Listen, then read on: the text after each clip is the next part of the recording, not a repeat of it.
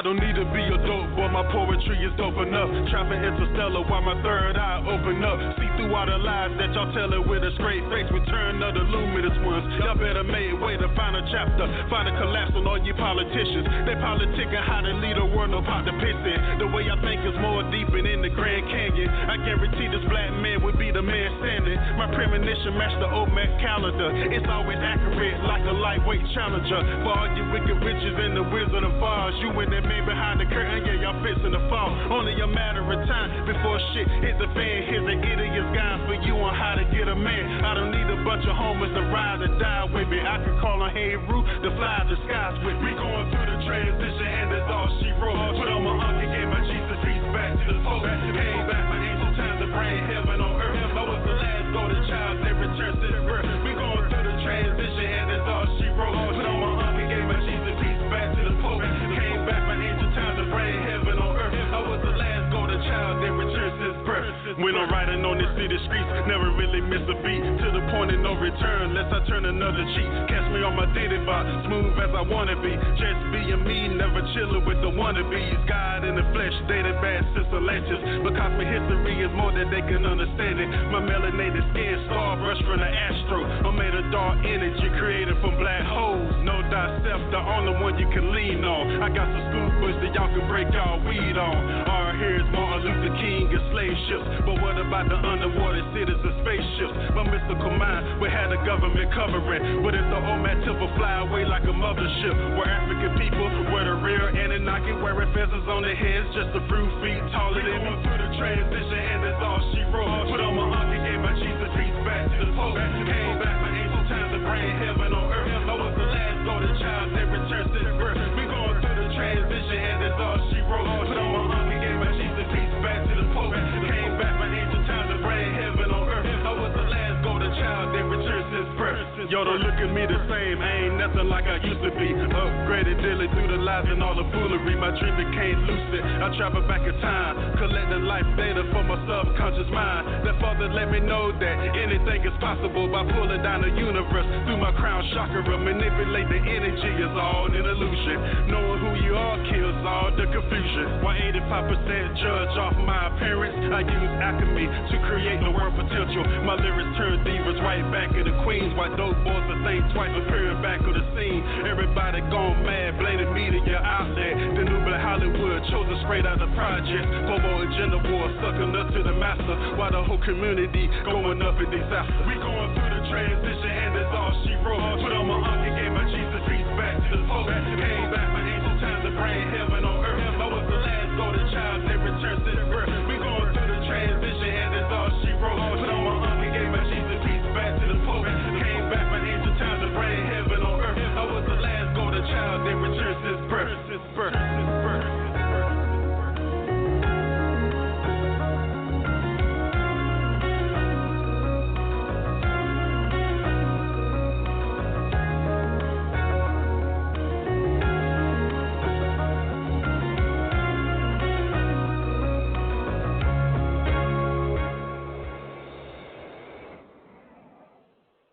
Peace. Back once again with your host, Dr. El-Bey, and we are here at the First World Order. No doubt about it. This is the best radio sounds, and you are now listening to the show for the night, the metaphysical programming of Roots and the Slave Reboot, or the Slave Mentality Reboot.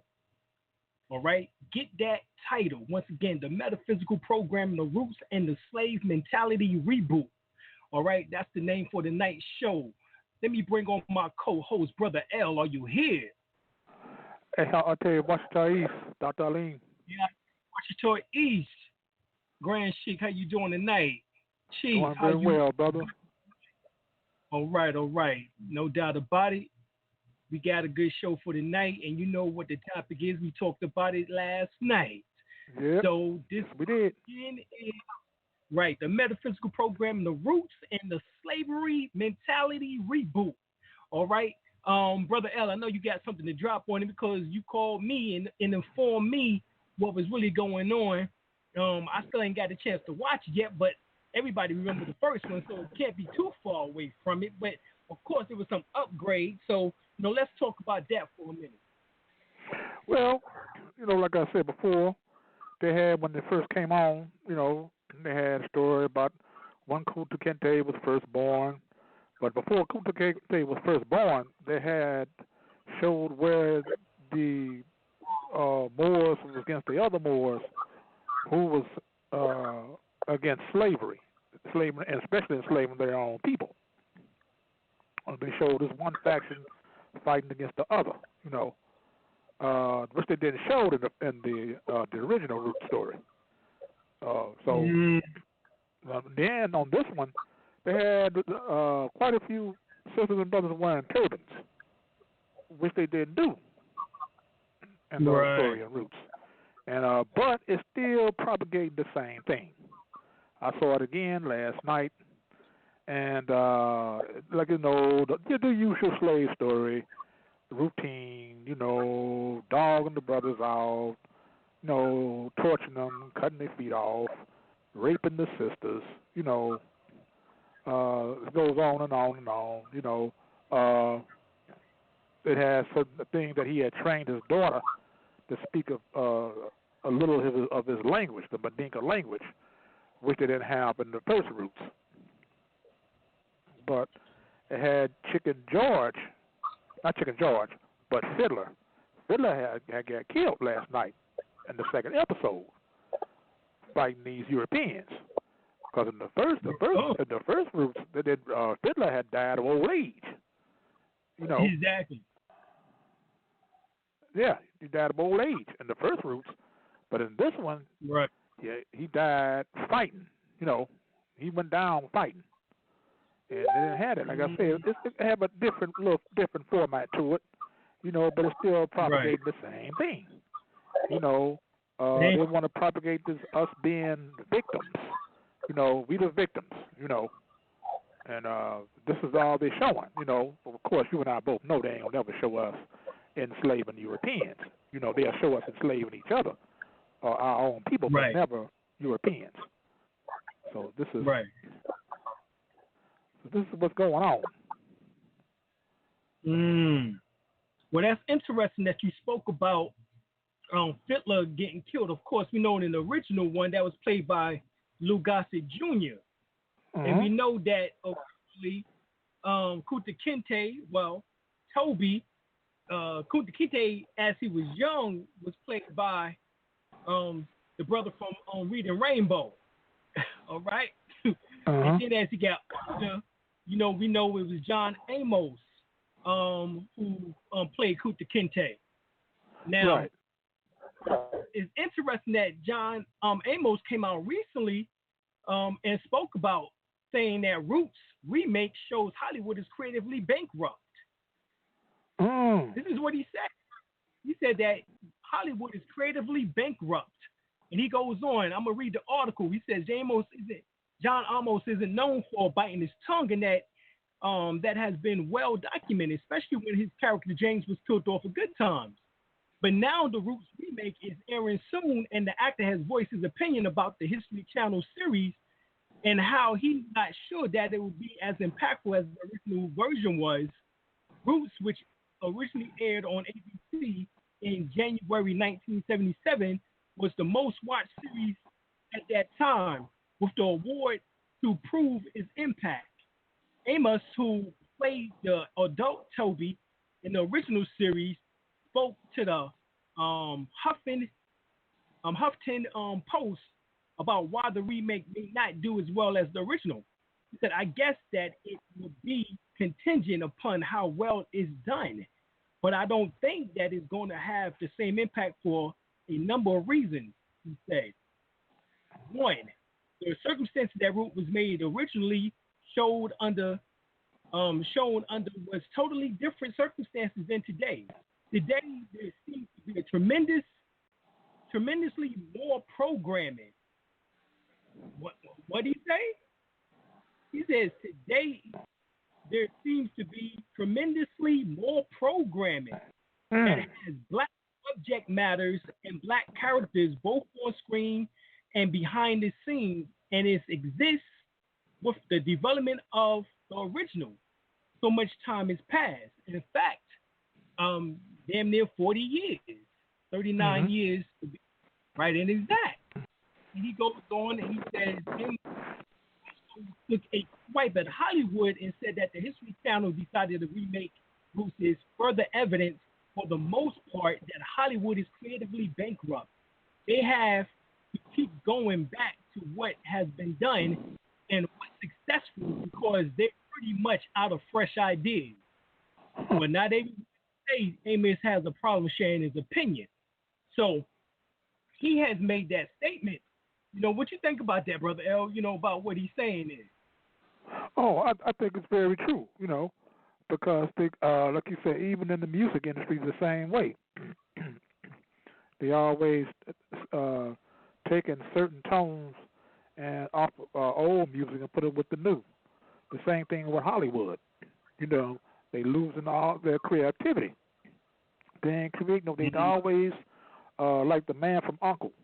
You know, that came up when I was about 11 years old. You know, you know. I mean, that's just for an example.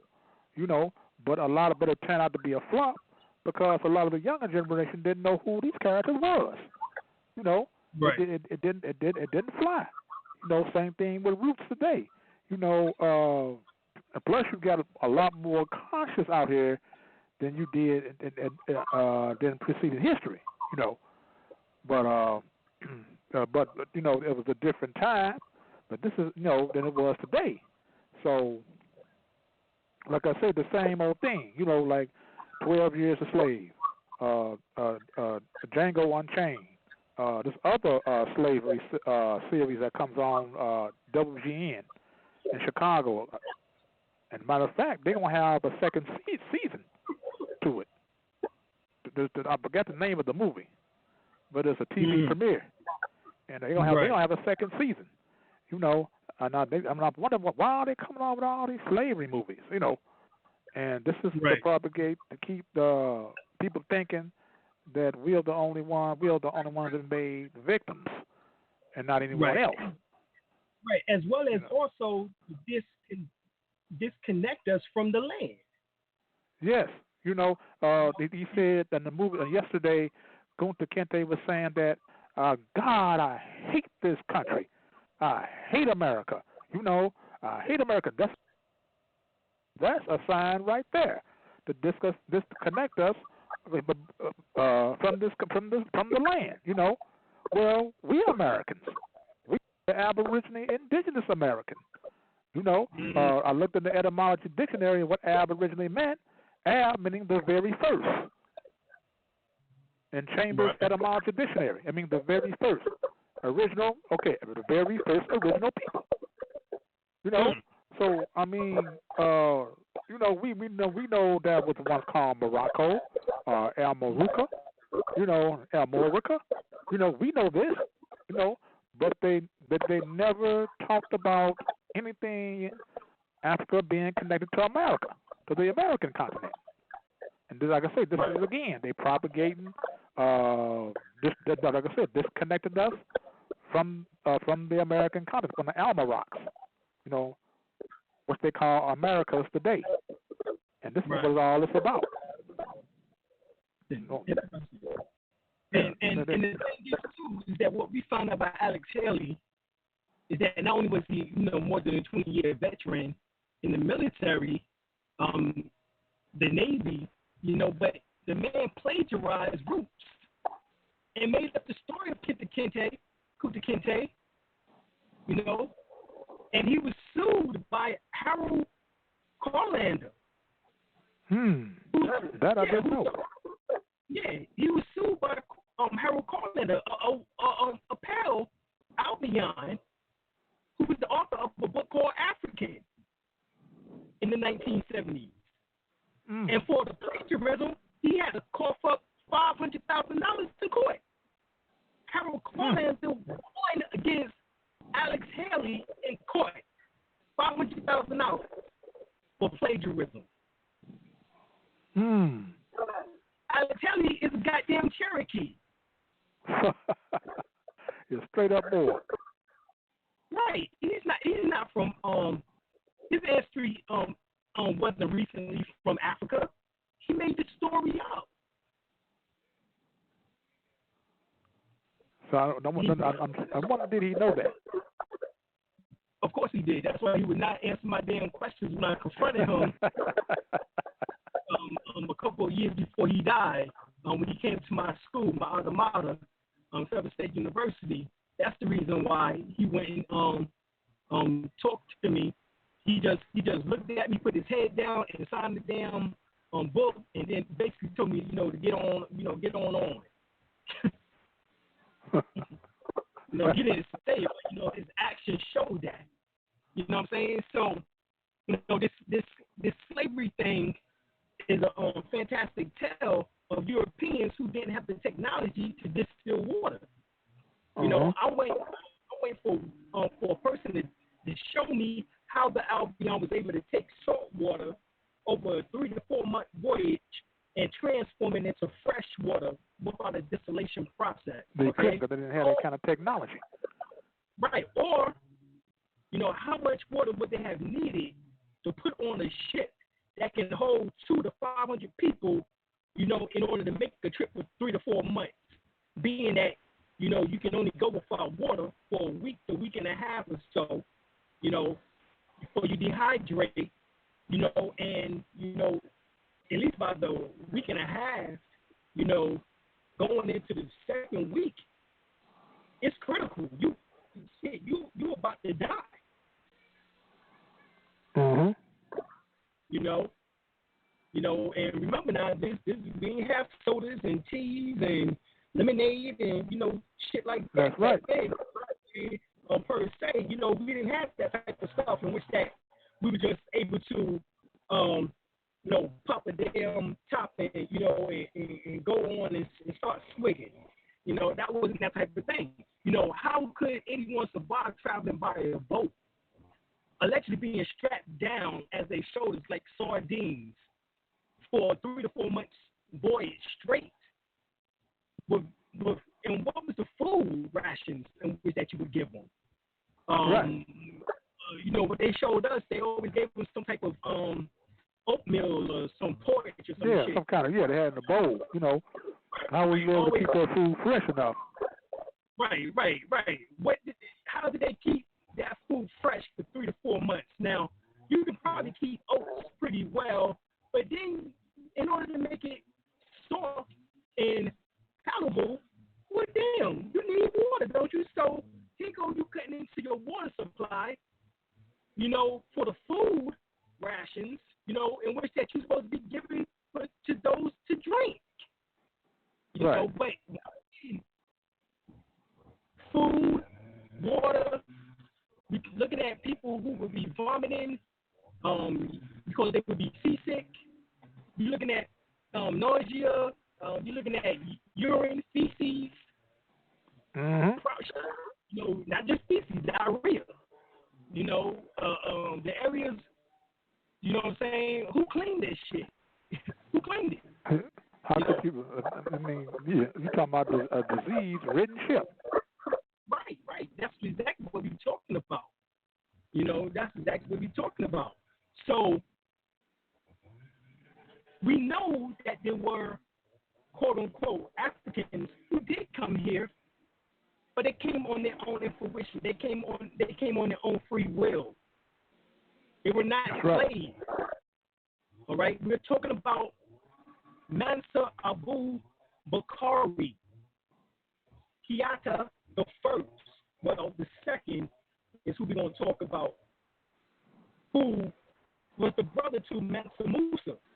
But he got on a boat, and not just one boat, but several boats. In particular, the first boat in which that he had, the first boats that he had to sail over to the Americas, it was 200 ships. Allegedly, one returned, in which that the captain of that ship told the tale that they came upon some rough waters, and he turned around, but he seen the others go off into the fog. Mm-hmm. So he didn't see them get destroyed or anything. He just said that he seen them continue on. Mm-hmm. Now, he turned around to tell the tale. Now, Mansa Musa is spoken of having told what he knew. And this is what we have. It's just a story, you know, coming from Mansa Musa and different others who spoke about this voyage. And the crazy thing is that we're talking about 800 years. All right? Almost 800 years. All right? We're talking about the 1300s. All right? 1311. 1312 is when these ships set out. You know, the Malians are gathering evidence now, you know, that in 1312, Mansa, or the Emperor or King Abu Bakari II, landed on the coast of Brazil in a place known as Ratified. You know, and the reason why they came to that conclusion, because another name for that area before it became that was called Pernambuco, in which that they believe is an abbreviation of a Mandingo name for a rich gold field, in which that was the name of wealth in Mali, in the Mali Empire or Malian Empire, called Buru Bembo. All right, so they saying that name is very reminiscent to the Malian name. All right, and they was Malian. They was descended of the Dogons, the Mandingo people, in which that the Albions keep talking about that they brought over here. Oh, we brought the Mandingos over here. No, you didn't bring the Mandingos over here. The Mandingos came over here on their own free will during 1311 and 1312. Go, just do your research on Abu Bakari. Yeah. You know, he was a African emperor who ruled Mali, and the word Mali means where the king lives, in the 14th century, and he discovered America nearly 200 years before Christopher Columbus. All right, and Mansa Abu Bakari II, the voyage king, as he was called, once ruled what was the richest and largest empire on earth, covering nearly all of West Africa. It was larger than the so-called Holy Roman Empire. And Mansa Musa was his brother, as he was going on his famous Hajj in 1324, informed the scholars of Mamluk Bari, the Sultan's court. And that was in Cairo, in Egypt. You know, he was talking to the brother of Sultan Abu Bakari about his brother had undertaken 2 expeditions into the Atlantic Ocean, and that according to the Malian scholar Deawara, in his book, The Saga of Abu Bakari II, he states this. He said virtually all that is known of Abu Bakari is from the accounts of Chihab al-Umari. Al-Umari visited Cairo after Mansa Musa stopped there during his historical Hajj to Mecca and recorded a conversation between Musa and his host Abul Hassan Ali ibn Amir Habib. And according to Musa, Abu Bakari became convinced that he could find the edge of the Atlantic Ocean and outfitted an expedition of 200 ships to find it. Only one of the ships returned. The captain related that the expedition had come to a river with a powerful current in the ocean. And it says the current took most of the fleet away, after which the captain turned back. Now, according to Musa, Abu Bakr was undeclared and launched even a greater expedition with himself as the head, departing with 2,000 vessels for his men and a like number for supplies. All right? Now, this has to be some gigantic ships. the whole supplies, all right, for this 2 to 4 months voyage, and it says 2,000 of them. So he already sold over 200 in 1311. This one here, he did in 2012, 2013, 2,000 ships. So we've been setting up residence years for centuries here. Exactly. Now, he said that he came over here. This is what they claim, that he came to find the edge of the waters of the Atlantic Ocean. That's not necessarily all that was. He came to be with his brothers. He heard the tales of his brothers being over here thousands of years ago before he sailed the ship. And guess who he was talking about? His brothers. He was talking about the Olmecs, who was also Mandinga or Malian, who was related to the Dogon, who was the ancient Egyptian. Okay? So, yes, ship travel happened, but it was 200 years before Christopher Columbus we came. Mm-hmm. We didn't come by slave ships. If you want to say about the African transport, that was on our own accord. Okay? Now, we just spoke about that even 5,000 years before that, you had their brothers called the Olmecs, or the She people, or what's called the Chien. Okay? And we know the history of them. All right? As a matter of fact, you go to Ancient American Magazine, issue 17, it says, reports evidence for black-skinned natives in the Americas long before the arrival of Columbus is abundant.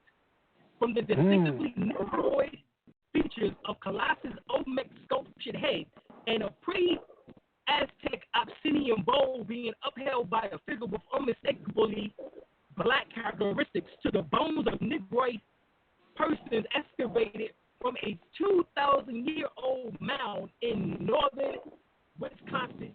A wealth of material exists to establish the certainty of non-white, non-Indian populations living in the pre-Columbian age.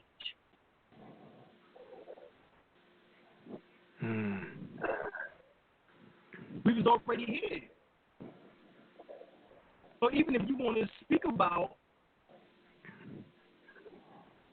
1300 with Abu Bakari, he came to be with his brothers, which was from the tribe, his tribe. Now understand that they originated from Kemet. The Dogons and the Mandinka were one tribe prior to their split. The Dogon came from Kemet with the Mandinka tribe. Okay? It was one and the same people. There was the astrologers and the ship navigators. The Mandinka was the ship navigators in which that was able to plot their course by looking at the stars. The Dogons was the astronomers in which that they did observations and of the calculations of the stars from their movements. They track the movements of the stars in the sky. You can get this from a book called Serious Mysteries by Robert Temple. Another one called Serious Connections by Murray. Okay. It's a book, what they never told you in history class. So it tells you in there on page 234, the first Americans were black. That's right. It says the scholarly Latin author C.C. McQueen explains the strong possibility that black people were the first people in America, out of which later came the red race. the so-called Indians, as you refer to them as. He goes on and he says, it is likely that we repeat the long ago the youthful America was also a Negro continent, and that the Otomas of Mexico and the Chocora of Haiti and the Mantaya of Brazil and the albinos of Panama are the remains of the aboriginal Negro race, out of which later developed what is now known as the Red race, or Indian race as they're called, right? Or the American race, whichever term that you want to refer to them as. But even the ones in which that was called red, when you take a copper penny, the various colors of the copper penny, we correlate to the original definition, like Brother L said about the term American.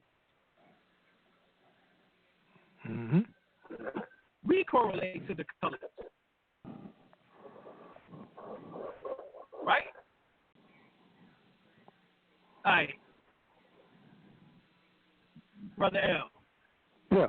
I know you got the definition. Oh, yeah. Oh, yeah. Like I said before, even the word, even Mali, like a lot of European girls name themselves Molly. And I heard one time, I forgot who I heard it from, but they said that's the word, that's the name where it comes from. Most people don't know that. Right.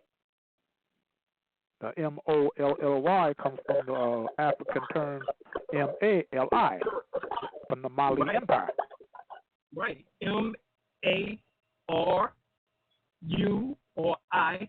Right. In which that we get the word American later on is from the word Mali, because the R and the L's are interchangeable consonants, and then the vowels, can be utilized in which way, just like you to use the U, the O, the A, it still means the same thing.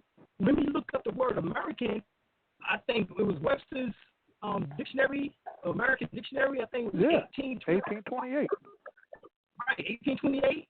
Right, and later on you can see it in the 1936 version and the 1937 version of the Webster's Unabridged 20th Century Dictionary, or the Webster's Universal Dictionary. And it says an aboriginal or one of the various copper-colored natives found on the American continent by the Europeans. The original application of the name. The original application of the name. So the whole point is that they want to think or make you think that you just came here for some slave ships 400 years ago.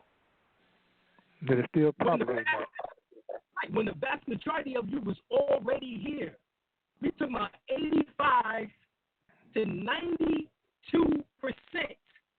of your genetic structure was already here prior to the 400 years ago slave trade, as they refer to it as. Only 8 to 15% of your genetics recently came from Africa, in which that even if you go to Emory University, and they did a thing on slavery back in the early 2000s, in which that they speak about that less than 500,000 so-called Africans came here or was brought here on slave ships over the 400 years, in particular from 1619 to 1865.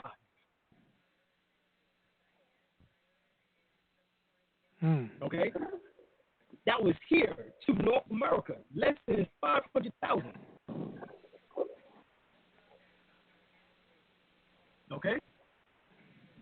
Now, you know that the Egyptians, Nubians, in ancient times had seagoing vessels. They have metroneture or pictographs of this. All right. The Olmecs are also said to not just be Malian, as they came from out of, and had a Mandinka, spoke the Mandinka language or Mandese language, but they came from out of the Kushite Empire, thus making them also Nubian or Egypto-Nubian, or what we refer to now as Egyptians or Sudanese. All right? I don't even like using the word Nubian per se. Some say Abyssinian, some say Ethiopian, some use these particular terms. All right? But when you look up the word Moor, you can see that it correlates to Ethiopia. In other words, the Cushites. And the Cushites ruled Egypt. They was the priest line. The Amin-Ra priesthood, the Amin priesthood were Cushites. Cushites. Okay? Now, when you go to the book, let me get back here to America. You go to the book, Books, Letters, and Notes of North American Indigenous People of America. This is by George Catlin, 1841. 1841 now, this is what he said. He says, all primitive tribes known in America are dark, copper-colored, with jet black hair, while most possess curls in the extreme, what we call nappy, and every level of wavy hair in between. The texture of hair is generally fine, soft, silk, or coarse or harsh. The hair of the men falls down to their hams, in other words, their buttocks, and sometimes to the ground, and is divided in plaits and slabs, 2 inches wide and filled with a profusion of glue and earth, which becomes very hard and remains unchanged for year to year. Today, this form of hair is called locks. Right? Now, what he said from unchanged from year to year, that was what he stated. Well, you go to the Olmec, who are the mothers of civilization here in the Americas, as I refer to them as, you can see the braids on the sculptures or the statues. All right, that is no coincidence. Right, there's a picture of Baby Jack, who was called a Cree Indian, and he has locks. But yet he would be classified as a so-called Cree Indian, but he's very dark-skinned. Right? We know that Virginia passed 2 acts in 1682 that combined Native Americans and Africans into one category, Negroes and other slaves. And this is written record of the voyage in 1524 of Giovanni di Verrazzano. Now, Verrazzano is where you get the Verrazzano Bridge at in New York. But he states, as recorded in the letters to Francis I, King of France, July the 8th, 1524, he says, please note the description of the natives. They are dark in color, not unlike the Ethiopians, with thick black hair and not very long, tied back behind their heads like a small tail. As the physique of these men, they are very well proportioned, of medium height, a little taller than we are, and they have broad chests, strong arms and legs, and other parts of their body are well composed. Mm-hmm. Now, that was in 1524, Brother L. That was before the so-called 100 years before the so-called slave trade. Right. Slave trade actually started in 1619, and they say that it was 20, quote-unquote, slaves that was brought here. Now, you know the word slave could have been used. Right. As that word comes from Yugoslavia, the Slavics, or exactly. Europeans. But they said exactly. They say Negroes, but they turned the word Negroes into African in order to make you think that you just came from Africa. So by utilizing the term instead of American Negro, and you now want to use African American, it disconnects you from this land, and this is what they want. This is their trick. Exactly. Okay. Now, another one. This is from Jorge Mangler, a Mexican Society of Geography Statistics. This is what he says. Josie Mangler. He says in 1862, I was in the region of San Andres Tuxtla, a town in the state of Veracruz in Mexico. He says, during my excursions, I learned that a colossal head has been unearthed a few years before. On my arrival at the hacienda, I asked the owner of the property where the head was discovered. He took me to it to look at it. We went, and I was struck with surprise as the work of art. It is without extravagant. He said that it was a work of art, a magnificent sculpture. What astonished me was the Ethiopic type represented. I reflected that there had undoubtedly been Negroes in this country, and that they have been in the first epoch of the world. The first epoch of the world. And that's the reason why my book is called what? The First World Order. That's right. The first epoch of the world. So when you read about these so-called black gods, as they want to say, of ancient America, or these Moors, this is what was said. R.A. Jarabani, he says, in Ancient Egyptians and Chinese in America, he points out, the black began in his career in America not as slave, but as master. This is what he said. All right. Now, Professor Weiner of Harvard University, in his book, Africans and the Discovery of America, Volume 3, he shows how the culture of America was so closely resembled the African culture that one must conclude that the African origin of America. Now we ain't talking about 400 years ago, all right? Because you get the book Forbidden Archaeology by Michael Creedmoor. There was a blast that was carried out in Dorchester, Massachusetts, where they found a vase, like a bell-shaped vase with exquisite carving at the bottom of it, and it dated back 600 million years ago.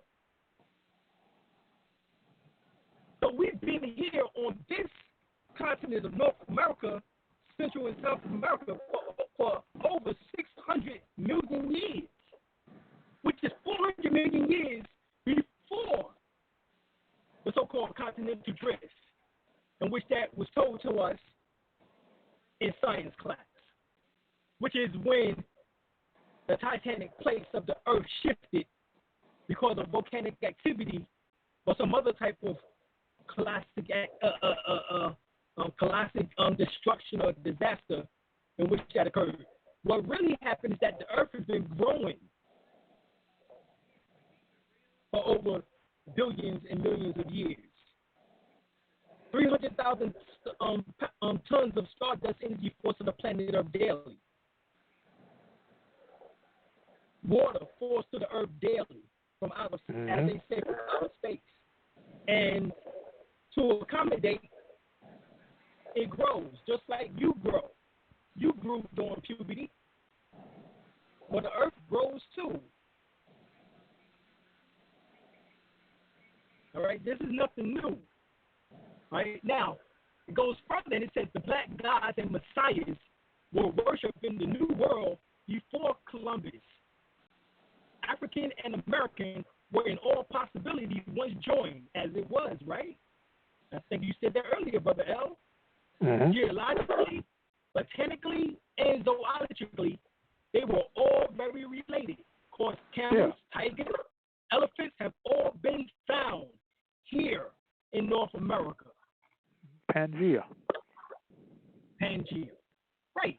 Now, once again, that was 400 million years. If we was already here 600 million years ago, that's 400 million years before the continental drift, in which that separated the continents and pulled them apart. In science class, they told you that happened 200 to 250 million years ago. So we was already here before the continental drift. As Prophet Noble Ali told us in chapter 47 of the Holy Quran. Brother El, you have your Holy Quran on you? Not. I usually have it on me, but I ain't got it on me this time. Okay. So, but in there, Prophet Noble Ali speaks about that. Okay? Now, C.C. McQueen, who was a historian, a botanist, a military general, from an ethologist, not only did he see these faces, he spoke also again that the Negro type is seen in the most ancient Mexican sculptures. And Negroes figures frequently in the most remote traditions of some American Pueblo. It is to this race doubtlessly belongs the most ancient skeleton, distinct from the red. Hold on, Dr. Alim. What chapter you said it was? No, this is that was in what I never told you in history class. Oh, okay. Holy Quran, chapter 7. Yeah, chapter 47. 47. Yeah, I got it. Oh yeah, I have it here.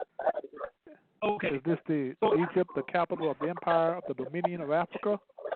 Yes. So after I read this, we can get back to that right quick. Okay. And so he says, undoubtedly, the most ancient skeletons belongs to us, distinct from the red American race, or so-called Indians, which have been found in various places from Bolivia to Mexico. It is likely that we repeat, America was a Negro continent. This is what he says. This is in his book. The archaeological studies, the studies of archaeological studies and ethnographic studies, volume 1, and it was written in 1920. Okay, so yeah, let's get back to the landmass, Brother L. Read that portion so everybody can get a little glimpse of it. Okay, it's chapter 47. It says Egypt, the capital empire of the Dominion of Africa. 1. The inhabitants of Africa are the descendants of the ancient Canaanite from the land of Canaan. 2. Old man Cush and his family are the first inhabitants of Africa who came from the land of Canaan. 3. His father, Ham, and his family were second. Then came the word Ethiopia, which means the demarcation line of the Dominion of Amexem, the first true and divine name of Africa, dividing of the land between the Father and the Son.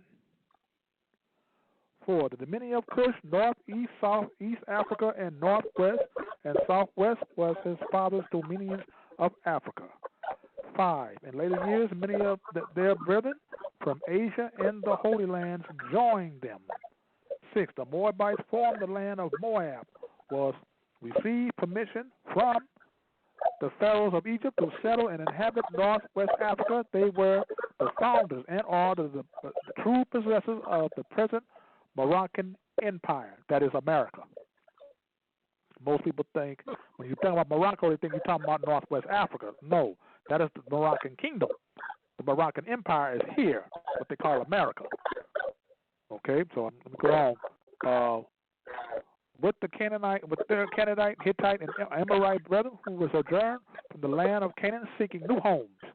7. The dominion and habitation extended from the northeast and southwest Africa across the great Atlantic, even into the present North, South, and Central America, and also Mexico and the Atlantic Islands before the great earthquake which caused the great Atlantic Ocean. Want me to go on? I think that's it right there, Brother L. That's what we wanted. We wanted to show how we was in Mexico, and now not only is it verified in chapter 47 of the Holy Quran, Surah 7, but we have Albions who verified that information, and Hispanics, quote unquote, Latinos, or quote unquote, Mayans, who verify that information too. Mm-hmm.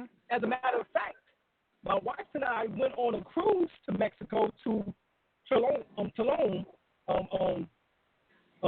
Cabal and Tulum. We went, I think it was 2012. And when we was on the cruise and we got off and we jumped on the bus in order to go to the pyramids, the bus guy, who was actually an archaeologist, anthropologist by trade, who was taking us there to the pyramids, told us, he said something that happened 4 years ago. Now, of course, this is 2012, and he said 4 years ago, of course, that was Obama becoming president of the United States. That was 2008. So he said something happened 4 years ago in which that made him have to tell the truth. And so the Europeans was trying to dictate the conversation, and he said, no, we already know your history. That's taught to everybody. We don't even want to hear that. I want to speak to them. You talking about us? He said, do you know that that the Olmecs were Nubian Egyptians, and that y'all are descended from them, and that that the Olmecs are the mothers of civilizations here in Mexico. Now, he was saying all this, and I got it on tape. He said a whole lot more. But we asked him, what do y'all refer to us here as in the Americans, us dark-skinned people, or brown-skinned people, as they want to say, or as we say, Moors? He said, Moreno. We call y'all Moreno, Morana, which is for the females, Morana, and Moreno for the males. He said we refer to y'all as Moreno. Now, Moreno is the key word, which means brown complexion or brown complexion within Latin, or as we say Spanish Latin. Moreno. And that's what he said they refer to us here as. Now, for some people, they were shocked. But my wife and I asked another Mexican earlier than that, back when we went to Mexico in 2007. What do they? And he was a Mason. This one here was a Mason, and he said the exact same thing. We refer to you as Moreno. So they do not call us Negroes. Peep that. They do not call us Negroes. Negroes is the object. It describes the thing. And when you go to the computer department, whether it's it could be Office Depot or Office Max, it is, or both of them combined now, or it could be Staples or whatever, or you can go to Best Buy. Go to the computer section and look on the box, and you see for black that the name is Negro. So you got a black computer down at the bottom is in Spanish, and it says Negro. So Negro is describing an object. It's a description. It's not a noun. They refer to it as Moreno and Morena, which is a noun. That's why you find when the word is shortened from Spanish or Latin, so we spoke Latin also. It's called Moorish Latin, but we spoke Latin. And that's why the Albion books, such as law books and medical books, are full of nothing but Latin. There's a dead language, but damn, they have to learn it in order to get the hell out of medical school and to get the hell out of law school.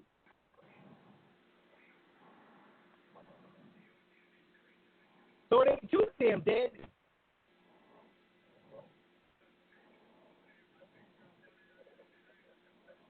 But anyway, another article, Afro-Americans in pre-Columbian Mexico. Diane Wirth. This is what she says. She says, numerous portraits of Negro people in the Mesoamerica can be found in 2 books by Alexander von Witno, Art of Terracotta Pottery in Pre-Columbian Central and South America, and Unexpected Faces in Ancient America. Witno has been criticized by numerous anti-diffusionists in the past. Many of his portraits of the sculptures from private collections cannot be authenticated. However, his latest publication contains black and white photos of sculptures I photographed in color at Jalapa Museum. So this is the Mexico Museum. All right? And it says here, both pieces, which is talking about, there's 2 heads, and they're of Negroids. And it says these both pieces are in the group or in the room at the museum, which contains sculptures from Veracruz. It says no information was given on these heads, but they were clearly that of Negroid, black race.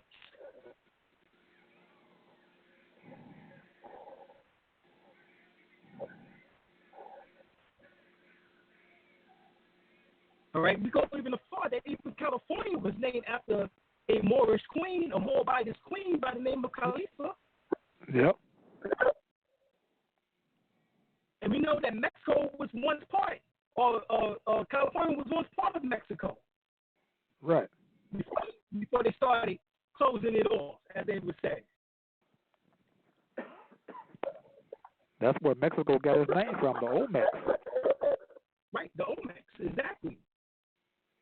And there's the article that verified in We the People, Volume 1, Section 1, November 2003, Do You Know the Genetics of Native Americans?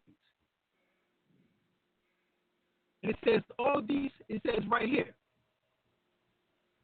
It says what most people don't know is that there is a difference between an American Indian, full blood, who has predominantly Mongolian genes, and Negro Americans, pure blood, original Negro genes. The people that you see today, light skin, various shades from beige to red, and even some dark brown, of course, by mixing, have shovel teeth, oval features, and straight circular and hollow hair. All of these traits were inherited from their Chinese ancestors, which is half their blood, and in most cases, the Mongolian race dominates the Negro gene. These American Indians are the children of the true Native Americans that were Negroes as the Olmecs. Yes, the original Native American tribes were all Negroids. The American Indians of today are a mixture of the Olmecs, the original blacks from Negro roots, and or Hisusen from China, as well as Dravidian East India, who crossed the Bering Strait and created the Aleutian American Indians, related to the Eskimos, a mixture of East Indian and Oriental. These Hixians or Mongolians today, known as Chinese, who sailed over here from China in the year 459 AD. The East Indians who walked over here much, much later mixed in with the Negro Olmecs, who, as you know, were originally from Africa, as it has been proven in recent times by much excavation and uncovering along the Nile that all human life originated in Africa. These ancient Negro Olmecs are the parents of the American Indian today. But the most accurate way to confirm the existence of the Native American blacks on Earth is these days is through genetic research. These are several ways that genetic proves which of all the races that make up the human species on the planet Earth first. In an effort to answer the question, scientists did a study on the mitochondrial DNA and contained in the mitochondria of cells, passing out passed only through the female. Now, they did a recent test on the brother genetics, and he was from South Carolina, Brother L. He's from South Carolina. And guess how far back his genes tested? Over 338,000 years ago. And the nigga is from South Carolina. Right next door to you. Right next door. And now that's more. Those genes in America is much more ancient than any timeline in which they have given scientifically. As they state that we was not even here in America dating back no more than probably 20 to 30,000 years ago. But his damn genes date back to over 338, almost 340,000 years ago, Brother L. Damn.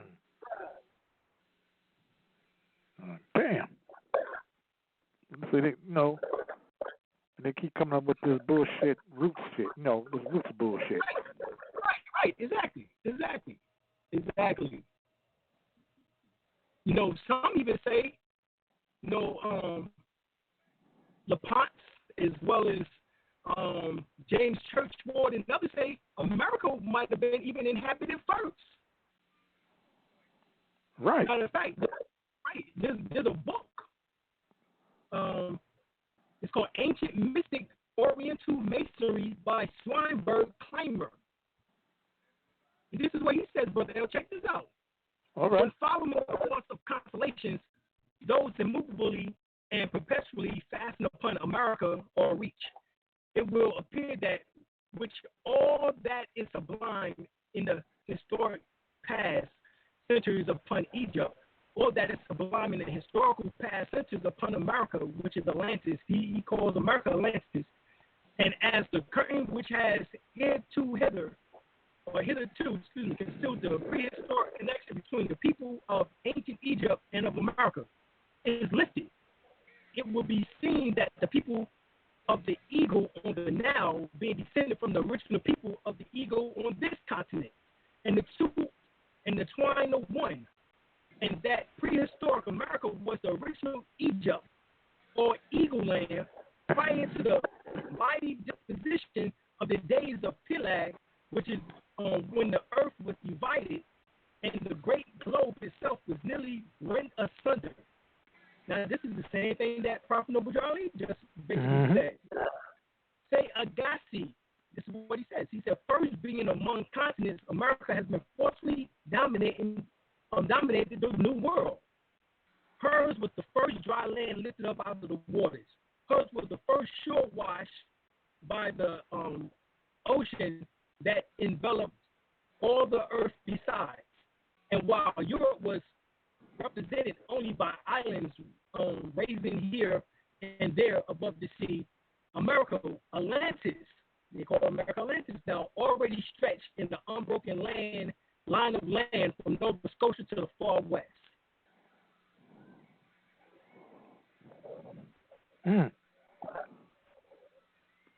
Now, remember, Brother, they found 18 temples of ancient Egyptian in Arizona. Exactly. Because it has been said before that maybe civilization doesn't start in Africa, it start here. Right. But they don't tell us the ancient information. But like you said, at least 600 million years we've been here. Now, of course, we found some relics in which that dates back to Africa, as is stated in the article that I read before, in which that leads us to think or know that we are African in a sense. Because in South Africa, from the book Forbidden Archaeology by Michael Creedmoor and Richard L. Thompson, they speak specifically about a blast that was carried out in which they disgorged over 200 metallic spheres. And these round objects of metal had, at least 3 of them had exquisite carving or at the equator, or had a carving at the equator, symbolic to like the earth. All right? symbolically to, matter of fact, they were shaped like the earth, flattened at the poles, and oval shaped like an egg. You turn the egg sideways. All right? And they found over 200 of them. All right? That was long before any European ever existed. Brother, they say that this dates back to 2.8 billion years. 2.8 billion, not million, billion. And then you have some Negroes who don't do any study try to challenge me, and I'm like, go and read the damn book.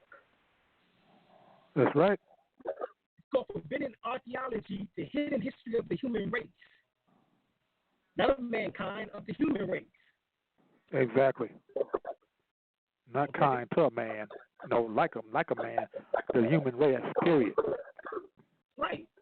So we was thinking that we just came from Africa, you know what I'm saying, 400 years ago, when all this information tells us that we was already here hundreds, millions of years ago. Exactly. Matter of fact, Jack D. Forbes, in his book, Africans in the Discovery of America, he says tens of millions of Native Americans who disappeared after 1492 did not all die in the Holocaust inflicted within the Americans. He says many thousands were sent to Europe and Africa where their descendants still live. Now, the difference between Americans is that we have hollow, if you check the top 4 teeth and then the bottom row 4 teeth, we have within, out of those 8 teeth, we have hollow, all right, we have hollow, or what they call shovel teeth behind our teeth. And that shows that we were here and that we do have ancestry mixed with the Chinese who came in 459 AD. All right, to become known as a Native American. In this particular case, because we know that we really are the pure-blooded Native Americans or indigenous or aboriginal Moors, but the so-called Red Indian or Indian race, as they refer to them as. All right, so we know that if you look at the Indians, that they are Mongolian, especially the ones in the plains area in which that came down from out of the Bering Straits, from out of Alaska, down into Canada, down into what we refer to here as the so-called states. A lot of them, of the plains Indians, especially in the upper, the northwestern portion, have more Mongolian genes. But if you check the ones in the south, along the eastern seaboard, all the way across the Great Lakes, and even up along California, you will find that these original Olmecs / Washita / Folsom / Twa, we already lived and we already were here by the millions, right before 459 AD. Okay, when the Chinese settled over there. As a matter of fact, in the early 1900s, Dr. Stokes, my sociology teacher in college, played a tape for us in sociology class in which that the sociologists said that at the turn of the century, they was trying their best to reclassify the Chinese, because these are the Chinese who was there during the so-called gold rush in 1849, and the ones who helped build allegedly the Western trail, not trail, I want to say trail. They built the Western train trailway, or the lines for the trains. Well, guess what the sociologists came up with? That they will reclassify the Chinese as Indians. So we got more Indians being claimed at the during the turn of the 1900s to being Indian instead of Chinese. And then we see by 1850, I think it was 18.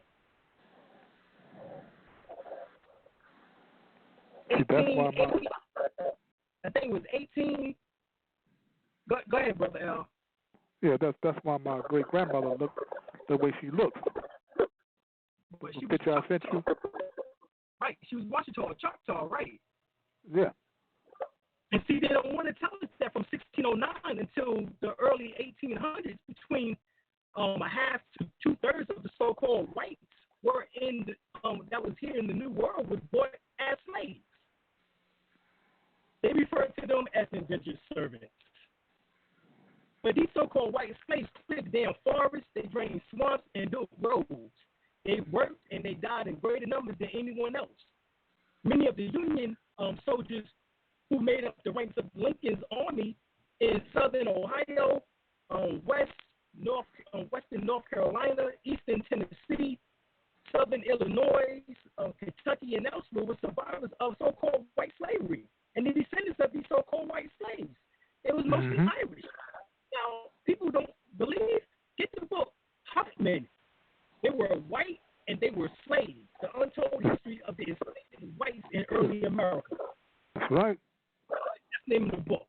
There's another book by Don Jordan and Michael Welch, and it's called White Cargo. The forgotten history of Britain's white slaves in America. The story of Irish slaves in America and the Caribbean. They had in one of those books, I can't remember, they had sent sold 8,000 European, but they said white slaves in Africa in the 15th century. Well, in the 15th century, hardly no so-called white settlers in Africa. So who bought those slaves in Africa? Right, well, who do they sell those slaves to? Right, well, to the African queens and kings over there. Right, well, we know that from the books, Ancient and Modern Britain by David McRitchie.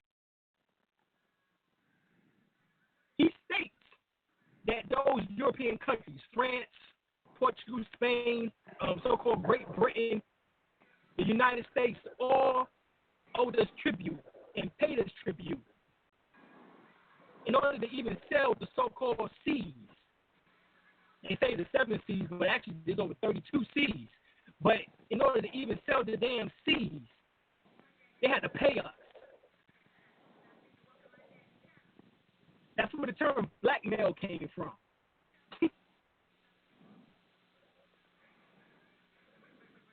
All right. Matter of fact, according to Paul L. Williams, PhD now, he said at the time of the ratification of the Constitution in 1788, there was less than 50,000 slaves in America, and the vast majority of them were white. Mm-hmm. And he ain't talking about, like Josh talking about a free white person and white people, which is in the Black Law Dictionary. He ain't talking about the naturalization process. As a matter of fact, Jay Winters Knight will interview Louis Farrakhan, and Louis Farrakhan explained that 49% of those who inhibit native lands or reservations are not Indians. Mm-hmm. Now, Hidden Colors 3 goes further and states that around 1895, 1896, the pale man, or so-called albion, so-called white man, was the privilege to be classified as Indian so that he could get free land and education and various other benefits from the government. And they go as far as saying that about 80% of the Indians you see today are white. So it's between 49, which is damn near 50 to 80%. So we're really talking about approximately 65% of the so-called Indians you see today on these reservations are actually white. And this is how the so-called Indians became pale or white, is because they was able to buy their way in by even $5. This is what we call the $5 Indians, or as I call it, the $5 man. Yes. Okay. You know, what's your take on it, Brother L? Because you know that happened 1895 through 1896. That was on the Reconstruction era. That was on the Reconstruction era. Yeah, that was. And tell people found out that they could bribe their way onto the Doss Road by simply paying $5. Yeah. That's why they call themselves white anyway. The God, right. God, no, give them the God, ruler of the land status. Right. You know, dealing with when a lot of people don't know. Another thing, what a lot of people don't know is that they talk about Abraham Lincoln freeing the slaves. Well, actually, he had no authority to do that. Right. Because he wasn't commander in chief. Right. Why? Because civil war was never declared. Right. The only thing was declared. The only thing was declared was what we refer to as what? Martial law. Yeah. Martial law was declared. As a matter of fact, it's never been dissolved. We've been in martial law. And the people have been enemy of the state, you know, since then. They just haven't been enforced. They just don't. They can enforce it anytime they get ready. You don't really have to declare it. Right. What were you saying about 1895? Yeah, that was during the Reconstruction era. Now we know that during right before the Reconstruction era, we was doctors, lawyers, sheriffs. Exactly. Marshals. We was governors. You know, we was even president. You know what I'm saying? Before the Reconstruction era. But when the Reconstruction era, and they brought in Jim Crow. When they brought in Jim Crow, who brought in Jim Crow? Jim Crow, from what I found out and did my research on, he was a so-called black man, or more, or native, indigenous, aboriginal. Now, when you check and find out that during the Reconstruction, they had to settle down the so-called Negroes. This is what, during the same time, we found out of the Mohawk Convention. Look up Mohawk Conference, as they called it. The Mohawk Conference. And when you do your research on the Mohawk Conference, you will find out that they say that we have to do something about the Negro problem. But goddamn, why you don't call it? Hold up, the Negro problem. Why you don't call it the damn? I don't get it. Why would you call it the Mohawk Conference and then refer to it or that in it that you have a Negro problem? Well, that's because the Negroes were the Mohawks, was the original natives, indigenous people of North America, North of Mexico. That's why. Remember, Noble Drew said in his oral statements and prophecies that before the Europeans came, Moors lived all up and down the Mississippi. Yes, you had an already structured government. Right, and we know that for a fact, because so-called Thomas Jefferson, who was a Moor, Benjamin Franklin, who Queen Barbara stated was actually Benjamin Banneker or Ben-Bay Emmanuel Muali, a.k.a. Prince Hall. That's right, that was his cipher. Right, and the Albion, which had its own picture, is a person by the name of Richard Saunders.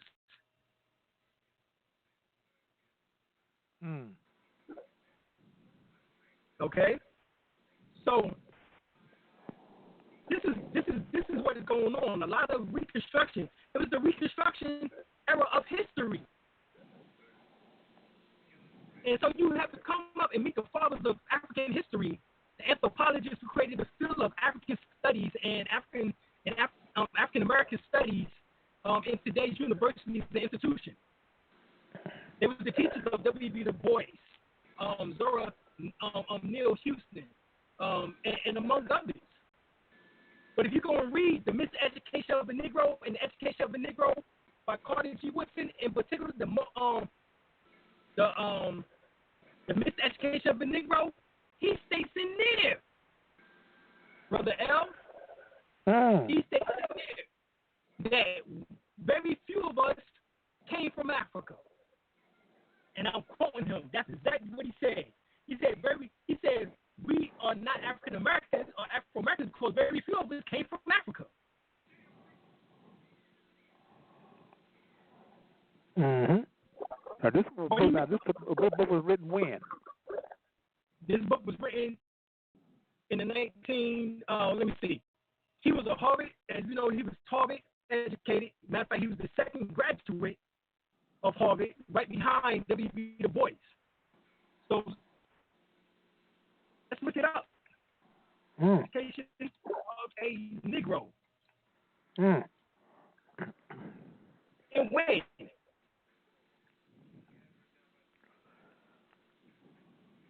Well, 1933, originally the book was printed or published. Because I know the African Discovery of America was published in 1922. Right. First published by Leo Weiner. Right. Well, so they were dropping it.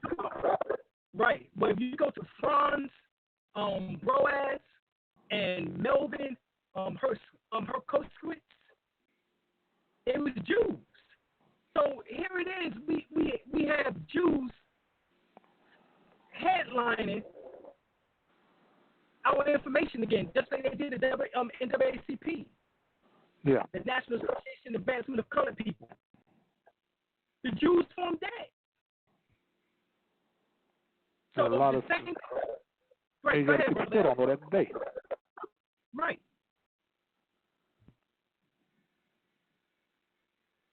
Only thing we say is go and research because the transatlantic slave ships nowhere to be found, but yet the shit only happened 150 years ago. They find the goddamn ships, you know, in ancient Egyptian tombs and different other ships dating back 3,000 years ago, right. 1,000 years ago, you know. But yet you see all these things back then, but yet you can't find a damn ship from less than 150 years ago.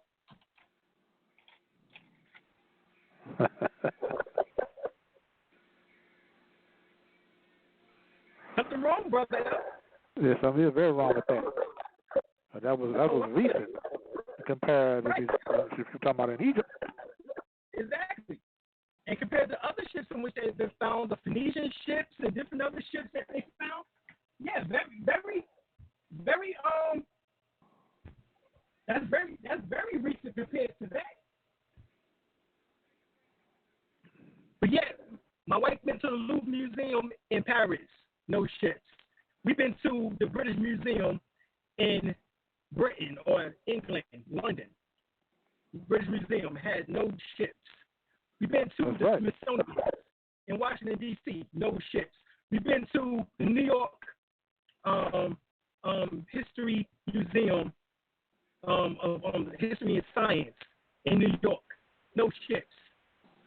Now, all these people is the people that you said participated in the slave trade. The Dutch, the French, the Britons, and the Americans, or, excuse me, the United States citizens.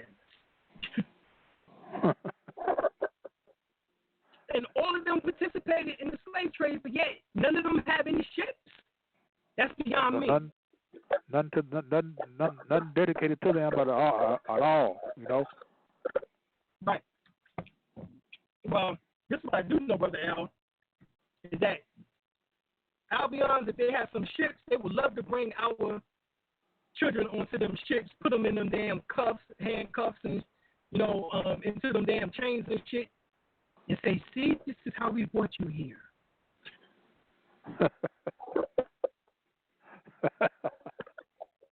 You know, that's what they tell you on Roots. Right, that's what they show you on Roots. tell you all came from Africa. Right, you can show me a goddamn drawing of a shit. A drawing? No, anybody can do that. A drawing, Brother L. So as we just finished going over, right. I can go to the third grade classroom and tell them to do that. Exactly. And draw me a slave ship. Exactly. Now they talking about making a replica of one. Goddamn, why you got to make a replica of one? You can't find one? That's in the damn new museum that they doing, the African History Museum up in Washington, D.C., Brother L. It's right there next to the Smithsonian. They get ready to try to do a replica. But can't find the ship itself.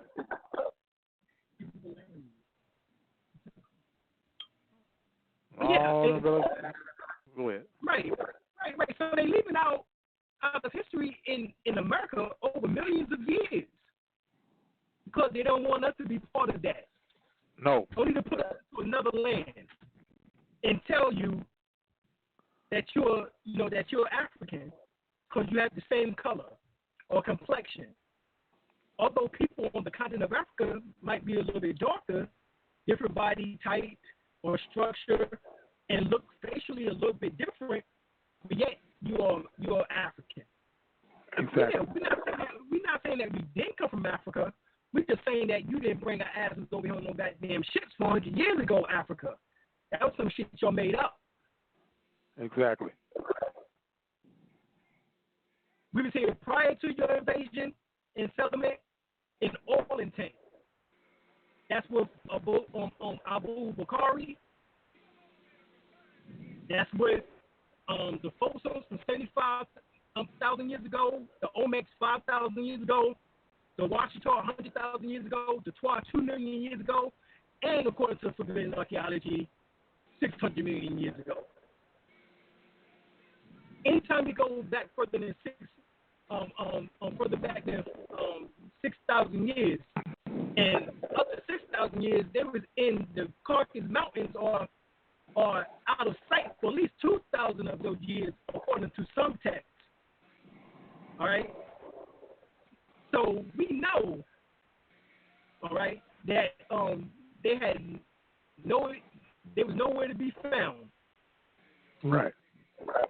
All right, until then, after the last ice age of 10,000 years ago, and matter of fact, they say blue eyes as well as pale skin didn't originate until between the 10,000 years to 6,000 years ago, which 6,000 years is the same thing that Elijah Muhammad said within Message to the Black Man.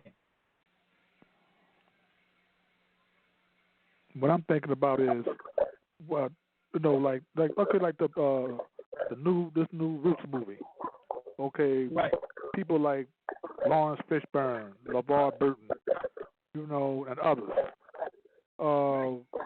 Have anybody ever came to them and talk about us being the original people of the Americas?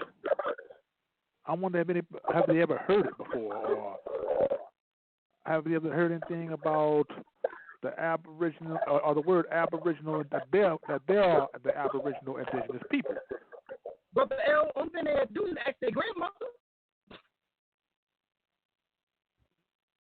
Their great-grandmothers. My great-grandmother, who died at 101, never told me anything about no goddamn slavery.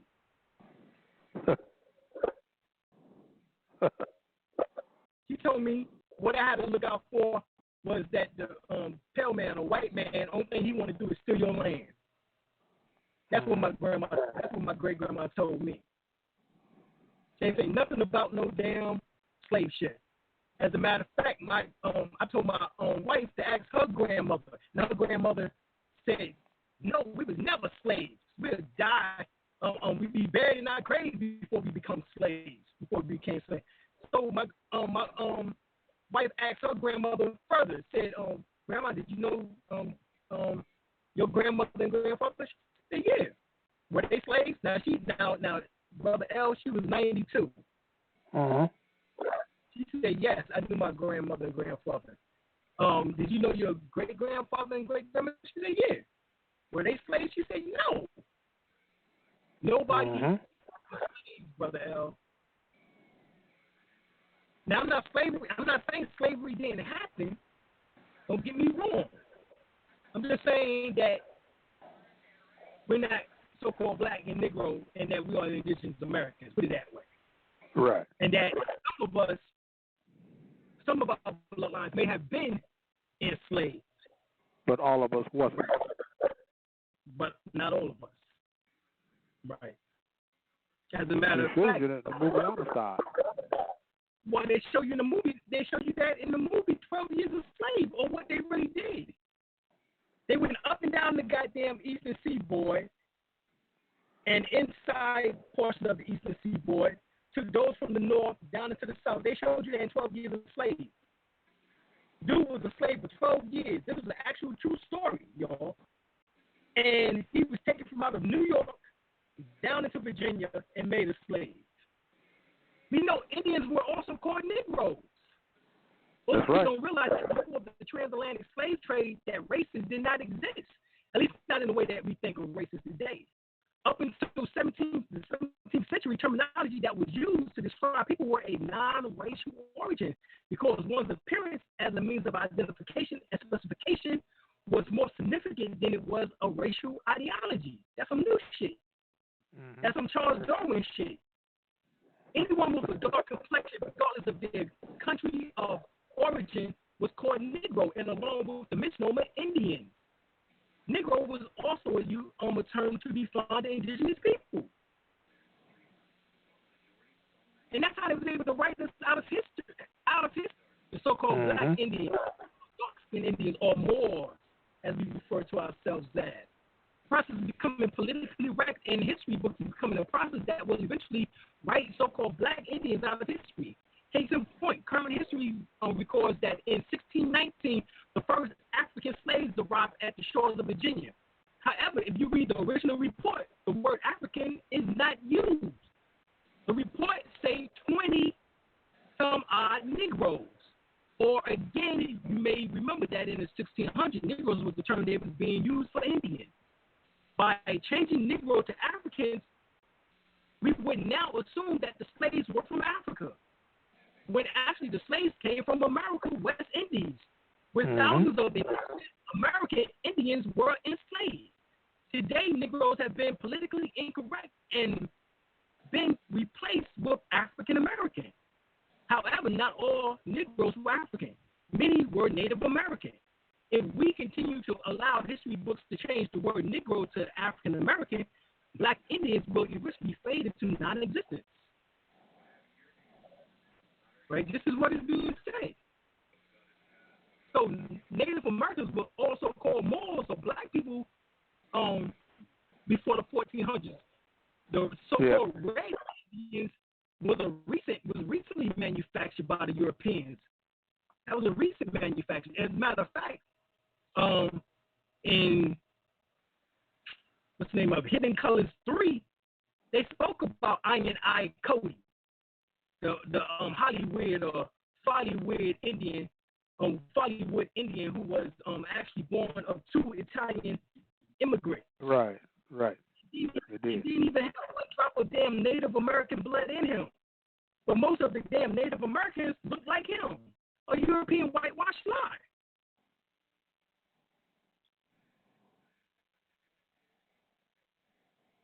Okay? So now, what if I told you, like we said earlier, that more than 85 to 92% of so-called black people in the United States are direct descendants of Moors who came from two major indigenous groups, but were split off into different tribes, regions, and tongues of North America continent. One was the Washita of North America, and the other was the Olmec of South America. The Euro invader took your land, your inheritance, your birthright, and your legacy, and you were not a slave indigenous, all right? You was not a slave, but indigenous, and they know it. The vast majority of you were not slaves. Some of y'all, or some, do have slave ancestry. There's no doubt about that. And oftentimes, these are the ones in which that are real scary, fearful, because inside of them, their genes have been, passed down, and we know emotional states and those things cause you later on not to question, not to buck the system, or not to, go against certain ideas and things like that. So, yes, some of us have those genes, so we cannot to go any further into information. We'll stay happy and content with what we have, the little that we have, living check to check. This is mind control. The word government itself means damn mind control. The word govern comes from the word governor, which means to control. The word ment is short for mental, which means mind. Mind control. Mind control, y'all. And if you don't believe me, once again, do your work, do your study.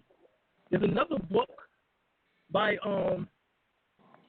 his name, Deveris D. Don Bartholomew de la Casa, right? He states this. This is slaves in America now, in the Americas.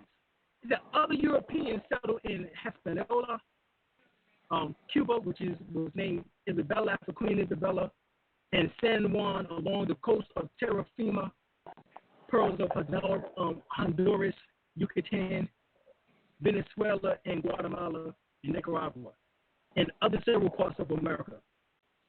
All right? Now, he called them Indians, or America was India, all right, after Indians. Remember, this is what Columbus said.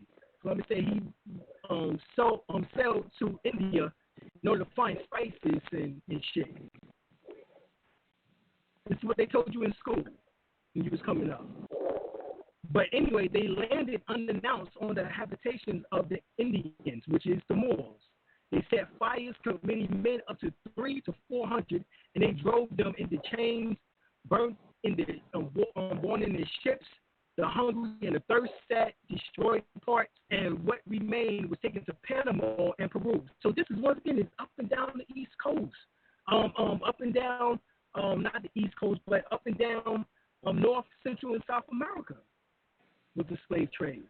It says where the Spaniards exchanged them for gold, silver, and pearls. He said, I've calculated the numbers of Indians, Moors, who were taken in my time by these pirates. It was over 3 million.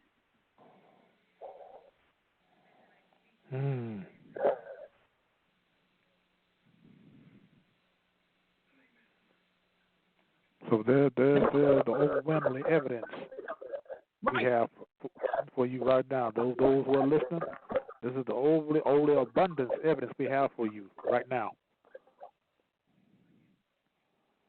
That we are the Aboriginal indigenous people of the Americas. No doubt about it. Indian slaves became African slaves. That's what happened. And that's what we want to say. Laws that was created in 1700 eventually changed the status of many of the indigenous people of America into African slaves. This was accomplished by making all Indian tribes who were not in amnesty, which means treaty or friendly relations or good relations with the Europeans, with the conquering European government, eligible to be slaves. Laws like this in 1740 laws stated that it should always be presumed that every Negro, Indian, mulatto, and mestizo, people of color, is a slave unless contrary can be made to appear. What would be contrary to made to appear? Oh, when you go back to the first Roots movie, which I'm pretty sure Brother El-Bey didn't show in this new one, is that the Negro had to have papers. They didn't show this. No, they didn't. No, they didn't. Right. They sure did. He had to have papers. But in the original one, Alex Haley did have that in there. Whoever was the director of that movie was at that time, all right, or writer, which we know he was.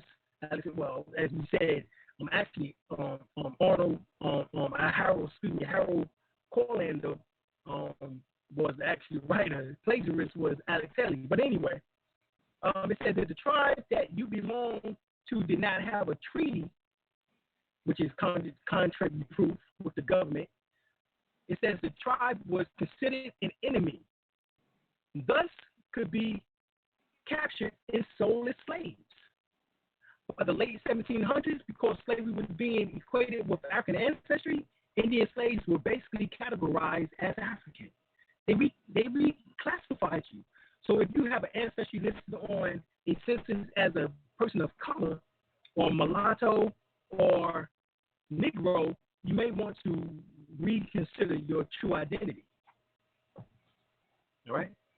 And that's just a fact. Right? Because we know Negro is dead in law, and the African American is the immigrant. If you want to say you keep African American, then you're saying that you are an immigrant to America. You don't see the European call themselves, you don't see the Europeans call themselves European American. You don't hear the Asians saying they're Asian American. Nope. It has no legal claim against the United States for slavery. So if the Negro is dead in law and the African American is the immigrant, there's no legal claim against the United States for slavery. So hence niggas no reparation. There was no goddamn African Americans listed as slaves in America. No. The water is completely tainted, y'all, in law. I'm telling you. But we get ready to close out, Brother L. Any closing remarks? What you got to say about this nonsense, bro? Yeah, brother. Like I say, that's why they keep on propagating these movies like the New Roots and all these movies. That's what they can keep. Like I say, they can keep us disconnected from the land of America. You know. Another thing. What is the name of that book you said by George Catlin? African. Yep. Okay. Get that book. Can't get no plainer than that, can he?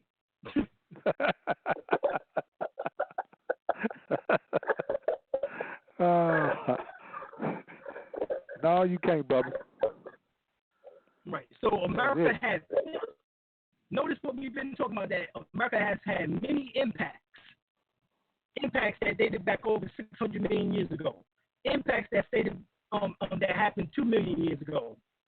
Impacts that happened 100,000 years ago. Impact that happened 75,000 years ago. Impacts that happened over 5,000 years ago. Impacts that happened over 800 years ago. All before the Europeans stepped their goddamn foot on this land. Even before the so-called Indian. Right. And everything that we just told you has been verified in their books.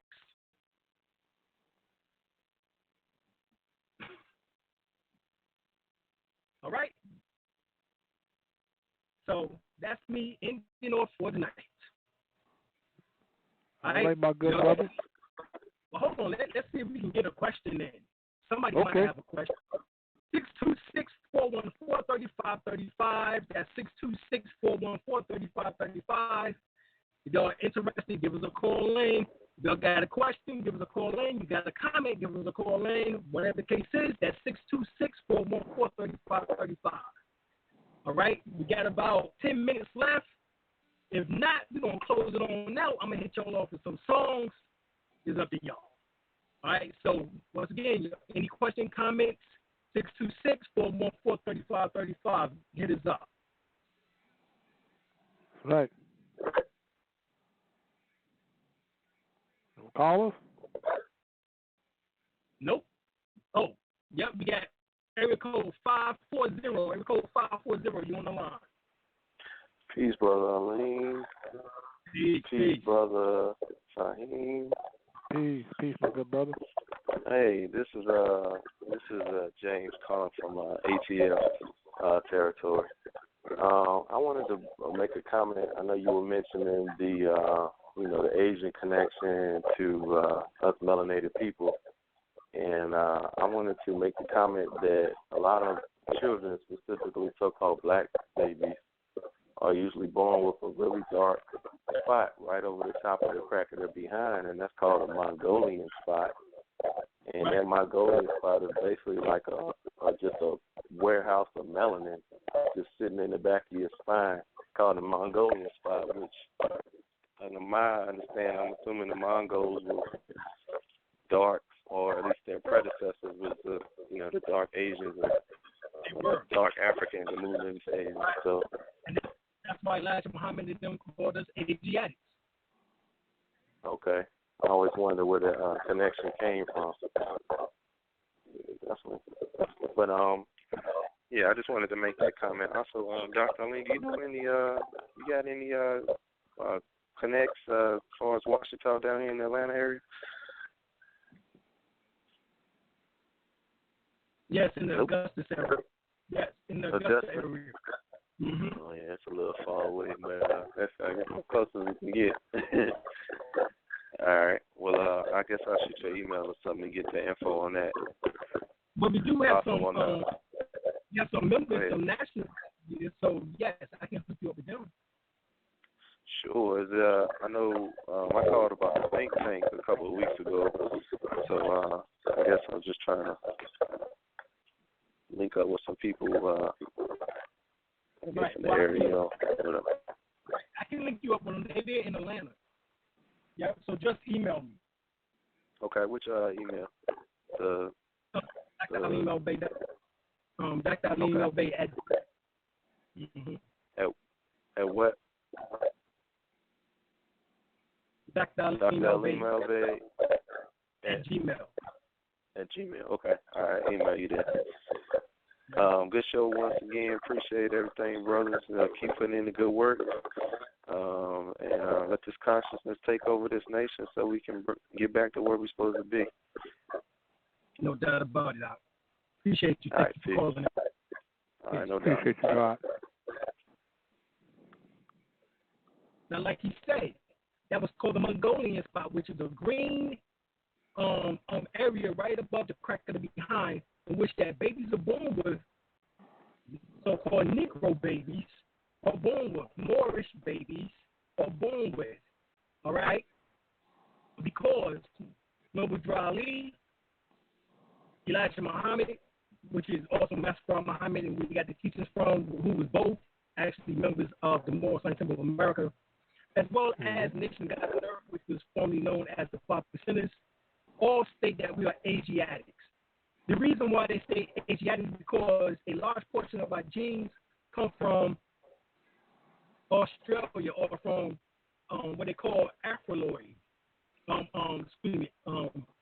Australialoid. Australialoid means Pacific, the West Pacific area, coming from the Hawaiian, coming from Easter Island, from Samoan, from Fiji. At one time, all those islands were together, in which that was called a Moria or Mu. All right, so when the destruction took place, which was allegedly approximately 50,000 years ago, they came to the Americas. All right, and in particular North America. All right, so this is what took place. This is why Elijah Muhammad referred to, or as we speak about Noble Ali, Elijah Muhammad, Clarence 13X, referred to us as Asiatics, because we had genealogy in which that came from out of the Asian or Oriental area, in particular Australian, all right, and also from the Pacific area of the world. So do your research and you will see not only do we have African genes or genealogy, but also Asiatic genealogy. And there's a fight now going on in the so-called conscious community in which that one is trying to deny the other of the genealogy, but it's a no-go, all right? Because as African, as we would say, Khalid Muhammad also said he was a Moor. And then when he spoke about Asia, he was talking about the whole globe, in particular when the whole land masses was together called Pangaea, that it was called Asia. Yes. Why just claim Africa when the whole damn earth is your home? In other words, Africa is the throne, but the whole earth is your home. He was saying that you're a global people. This is what he was saying.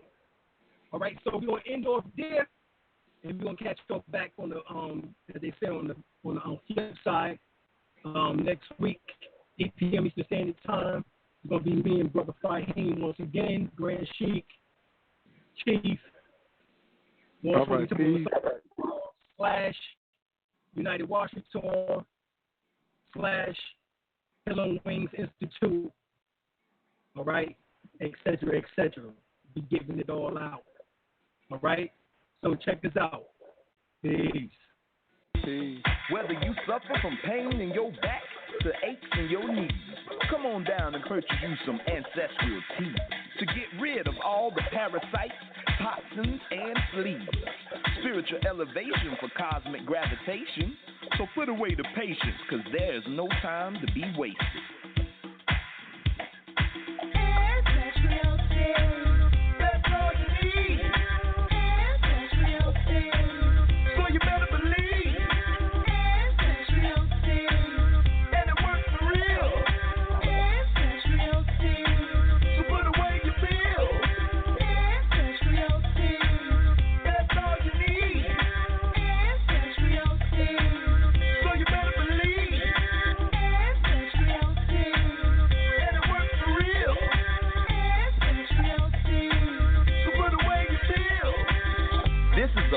Commercial advertising for AncestralTeas.com. All rights are reserved.